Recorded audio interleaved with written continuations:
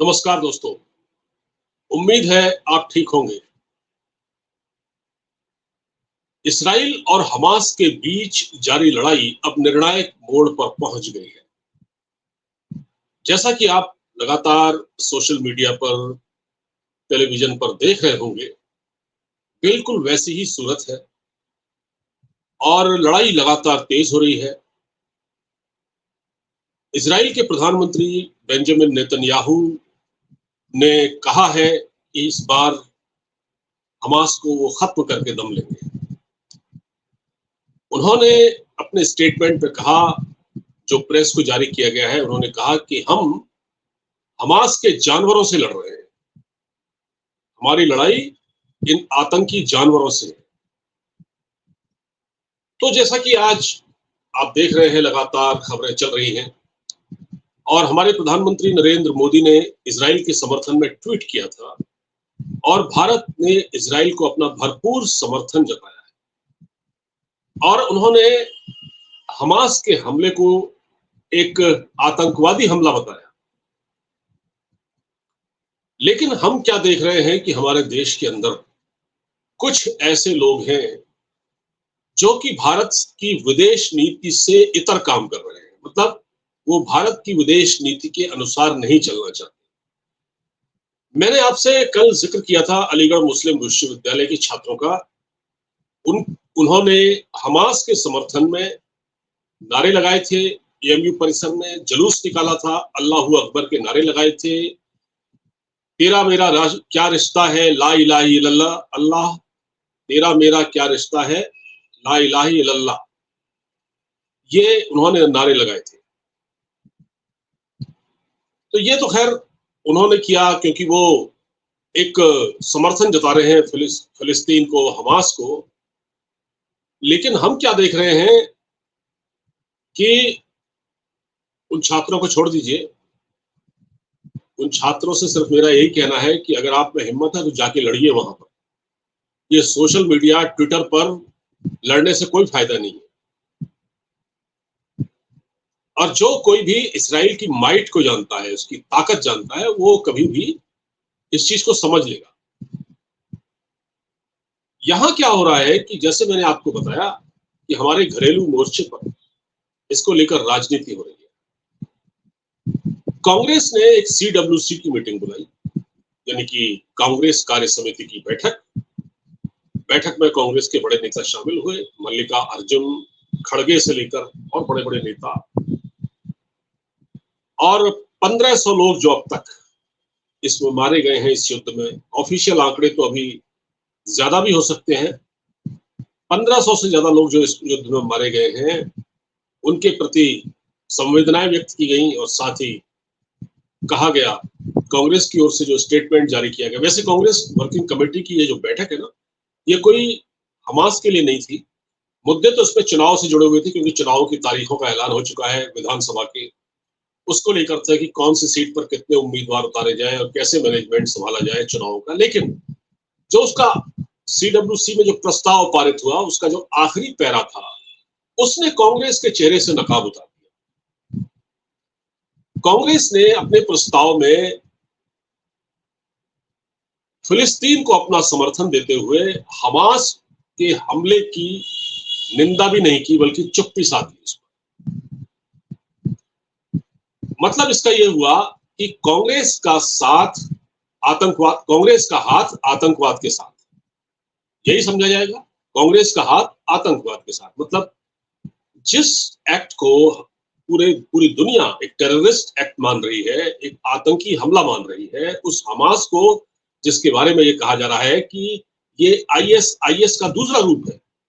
जिस तरह की हत्या आईएस करता है, उसी तरह से हमास करता है, उसमें और उनमें कोई फर्क नहीं है। उस हमास को, उस आईएस जैसे शक्ल के लोगों को कांग्रेस ने अपना नैतिक नहीं बल्कि मूक समर्थन दिया। क्योंकि जब आपने सीडब्ल्यूसी में प्रस्ताव पारित किया, तो आप देश की एक बहुत पुरानी राजनीतिक लड़ाई है और आप कहते हैं कि हमारी कांग्रेस ने तो आजादी की लड़ाई लड़ी है, इतने लोगों को आतंकवाद में खोया है। यानी बात सही है। देखिए, राजीव गांधी की हत्या की गई थी लिट्टे द्वारा, जो लिप्टे का के आतंकी ने उनको एक आत्मघाती हमले में उनको शहीद किया। इसी तरह बेअंत सिंह जो पंजाब के चीफ मिनिस्टर थे, वो खालिस्तानी आतंकवादियों के हमले में मारे गए। इंदिरा गांधी खुद इसी तरह के आतंकवाद का शिकार हुई, उनको भी गोली मारी गई थी। लेकिन जिस कांग्रेस के परिवार ने, कांग्रेस के लोग खुद कहते हैं कि हमने बड़ी शहादतें दी हैं, उस कांग्रेस के लोग चंद वोटों के लालच में, चंद मुस्लिम वोटों के लालच में वो लोग हमास को अपना मूक समर्थन दे रहे हैं। जो प्रस्ताव पारित हुआ है वो इतना पाखंड से भरा हुआ है, उसके बारे में क्या कहा जाए। उसमें उन्होंने कहा है कि हम फिलिस्तीन का समर्थन करते हैं, यानी कि फिलिस्तीन का समर्थन करते हैं, लेकिन उसने हमास ने जो एक्ट किया, जिस तरह से हमास ने वहां तबाही मचाई है, 5000 रॉकेट उन्होंने सोते हुए लोगों पर दागे हैं, उस पर एक भी शब्द कांग्रेस ने नहीं कहा। इजराइल का एक फेस्टिवल चल रहा था जिसमें यह हमला हुआ, उस पर कांग्रेस ने कुछ नहीं कहा। हाँ, एक दिन पहले तक जयराम रमेश ने आकर हमले की निंदा जरूर की थी, लेकिन फिर क्या हुआ, क्योंकि जयराम रमेश ने पार्टी लाइन से अलग हटकर कहा हुआ, ऑफिशियल उन्होंने कुछ नहीं कहा, ठीक है, वो उनका निजी बयान हो सकता है। लेकिन जो पार्टी की कार्य समिति की बैठक थी, CWC, जिसमें कि बड़े बड़े नेता शामिल होते हैं, उसमें जो प्रस्ताव पारित किया गया, उसमें कांग्रेस ने हमास के हमले की निंदा तक नहीं की। वो हमास जिसकी तस्वीरें देखकर, जिसका एक्ट देखकर, जिसकी क्रूरता देखकर दुनिया दहल उठी है, किस तरह से हमास ने इजराइल के जो लोग हैं उनको बंधक बना रखा है, इजराइल छोटे छोटे बच्चों को एक पिंजड़ों में उन्होंने बंद कर रखा है, जो भूख और प्यास से तड़प रहे हैं। इंसानियत शर्मसार है उसको देखकर। लोग कह रहे हैं ये जानवर है या इंसान है। और महिलाओं को के साथ जो उन्होंने बेरहमी की, वो तो खैर बयान नहीं की जा सकती। फिर कहते हैं कि आतंकवाद का कोई मजहब नहीं होता। यानी अगर ये कहा जाए कि इस एक्ट में मुसलमान शामिल हैं, तो कहते हैं कि आतंकवाद का कोई मजहब नहीं होता।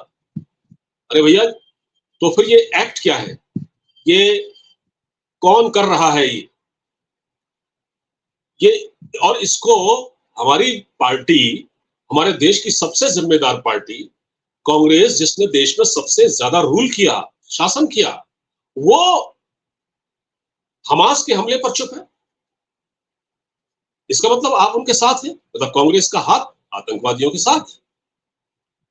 तो फिर क्या उम्मीद की जाए? और वैसे भी देखिए, कांग्रेस से कोई उम्मीद तो नहीं की जा सकती, क्योंकि कांग्रेस के नेता हमेशा आतंकवाद को लेकर उल जुलूल बयान देते रहे। आप दिग्विजय सिंह को याद कीजिए।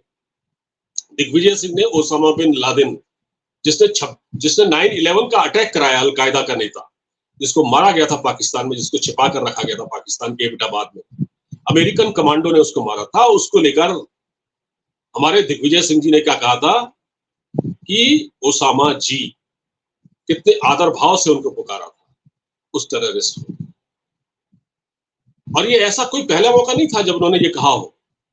और आप याद कीजिए, पिछले बटला हाउस एनकाउंटर को याद कीजिए, उसमें क्या कहा था दिग्विजय सिंह ने कि जब उन्होंने सोनिया गांधी को इस बारे में बताया, नहीं, सलमान खुर्शीद ने कहा था ये, कि जब मैंने बटला हाउस एनकाउंटर के बारे में बताया तो सोनिया गांधी की आंखों में आंसू आ गए। तो जिन लोगों की आंखों में आतंकवादियों की मौत पर, जिन नेताओं के आंखों में, जिस सोनिया गांधी की आंखों में आतंकवादी के मरने पर उनके आंसू आते हो, उनका दिल भर जाता हो, उस पार्टी से आप क्या उम्मीद करते हैं? देखिए, ये वो देश है जिसने 9/11 तो नहीं, 26/11 का अटैक झेला, उरी का अटैक झेला, पठानकोट का अटैक झेला, पुलवामा का अटैक झेला, और लगातार हमले तो होते रहे। अभी अनंतनाग में हमला हुआ, उससे पहले आप दर्जनों ऐसे मामले उठा लीजिए। आप ये अक्षरधाम मंदिर पर अटैक हुआ, दिल्ली में विस्फोट हुए, अयोध्या में विस्फोट हुए। आज भी अयोध्या का मंदिर, राम मंदिर, आतंकवादियों के निशाने पर है। ISI के स्लीपर सेल लगातार एक्टिव है, ये खुफिया रिपोर्ट है। अभी हाल में शाहनवाज पकड़ा गया था ना, दिल्ली के साउथ दिल्ली के किसी अपार्टमेंट से, शाहनवाज, रिजवान और एक और था अरशद। इनका प्लान क्या था? इनका प्लान था अयोध्या के मंदिर को उड़ाना डायनामाइट से। ये पूरा प्लान तैयार हो चुका था, हमले करने थे इनको। तो भला हो हमारी खुफिया एजेंसियों का, जिनके इनपुट से एसटीएफ ने इनको गिरफ्तार किया, दिल्ली पुलिस की स्पेशल सेल ने गिरफ्तार किया। तो भारत जब इतने बड़े आतंकवादी हमले झेल चुका है, ऐसे में कांग्रेस को क्या हो गया है कि क्या वो अपनी 13वीं कराने पर तुली हुई है अभी से?